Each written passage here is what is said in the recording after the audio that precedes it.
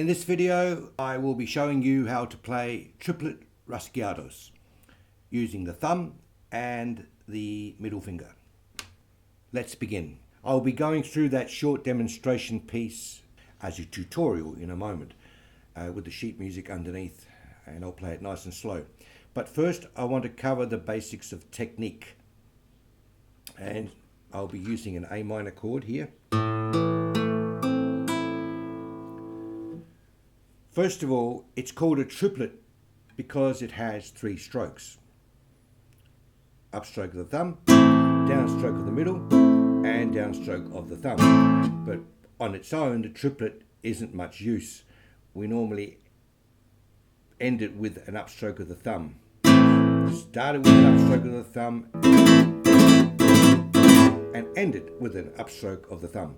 If I was to do 3 triplets in a row, it would end with an upstroke of the thumb, like this. Okay, so the 3 strokes are, as I said, upstroke of the thumb. And you'll notice that when I bring the thumb up, the middle finger comes up as well, or I'm bringing it up. When you're first training your hand to do this, you need to make sure that these things are in place. Bring your twist at the wrist, okay? Bring your thumb up and bring the middle finger up so it's ready. And I should point out that even though there are 3 strokes, with regards to the wrist, where most of the action is coming from, the wrist is only moving with 2 motions. Upstroke of the thumb, the wrist moves up. When you bring the finger down, the wrist doesn't move. When you bring the thumb down for the 3rd stroke, the wrist does move. So the wrist motion is with the thumb, up of the thumb and down of the thumb. It's a good exercise to practice on its own, up and down while you're twisting the wrist. Okay, let's do it again. Upstroke of the thumb and bring your middle up. Downstroke of the middle. And you'll notice that when I brought the thumb up, it was up here somewhere and the middle was getting ready to play. I'm not trying to play all 6 strings necessarily, maybe just 5 is enough. The thumb is up here and the middle finger is ready. Now when I play the middle finger, bring the thumb down ready, and then play the thumb down and twist the wrist. You notice how it sort of, when I played the thumb down, it sort of bounced back a bit. It auto-corrected. So, boing, as a sort of, like a rubber band.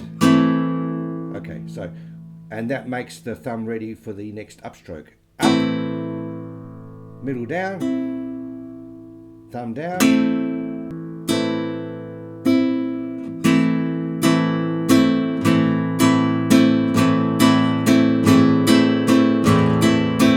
now I'm controlling those motions.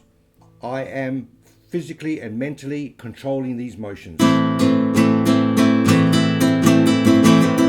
Now why I mention that is because as you build up speed, as long as your wrist is nice and fluid, it's nice and floppy, okay? As you build up speed, there is a certain amount of tension, which there needs to be every time you make a movement with your fingers. And I'm kind of, I mean, there's a natural tension.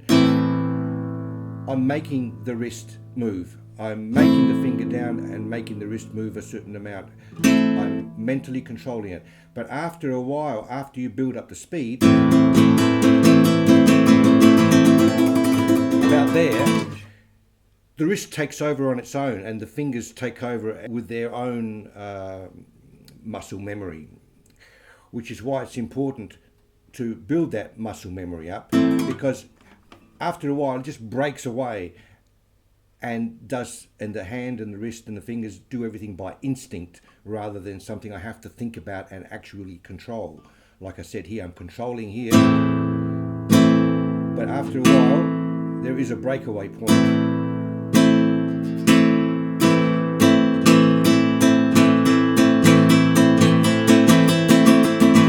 About there.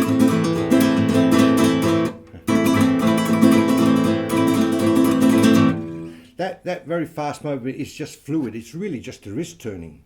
I'm not really thinking too much about it. That's why it's important to play really slow and get these motions under control at a very slow speed and a very controlled way to train the fingers to do what they have to do. Because when you start speeding up, the fingers will utilize that training and they'll just do it instinctively according to how you train them. And this is what this is about. Get that slow training under control. Spend 5 minutes a day or whatever, and you won't have any problem. If you start straight in just with trying to practice that way, your wrist is going to seize up, your fingers are going to hurt. So there's a lot to be said for slow practice. Don't be in such a hurry. It will come. It will come faster when you practice slowly than if you try to go like a bat out of hell. You're probably never going to get it, to be honest with you, without hurting yourself. So, just thought I'd throw that in. All right, let's get on to the tutorial for the introduction demo.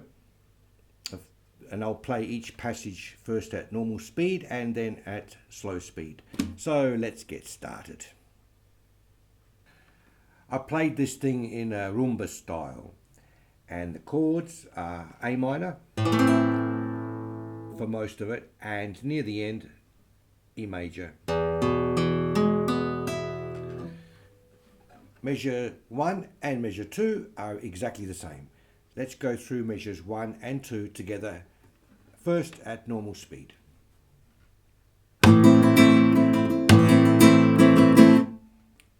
Slow.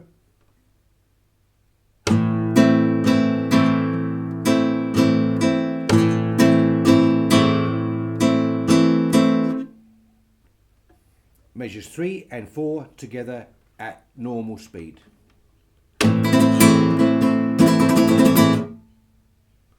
Slower.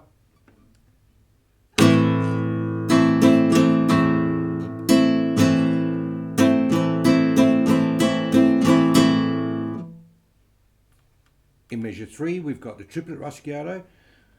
First of all, the thumb down, then the triplet,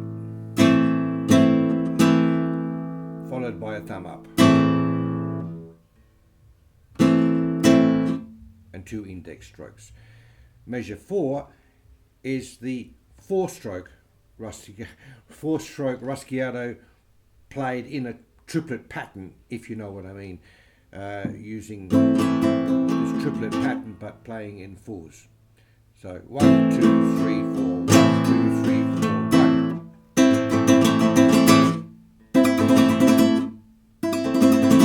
Okay, again 3 and 4.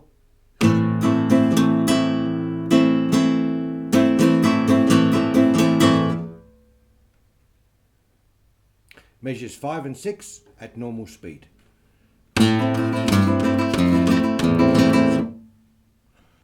Slower.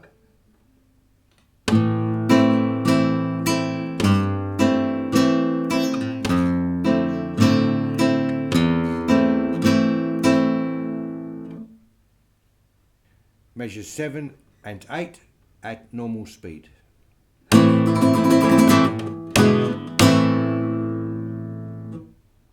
Slower.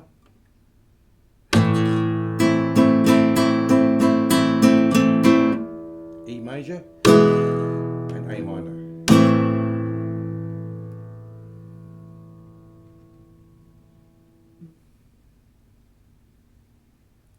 And that's it for the demo. I want to show you how I use the triplet in other things. In my video called Angel, this is how I use these sort of patterns at the end of the video.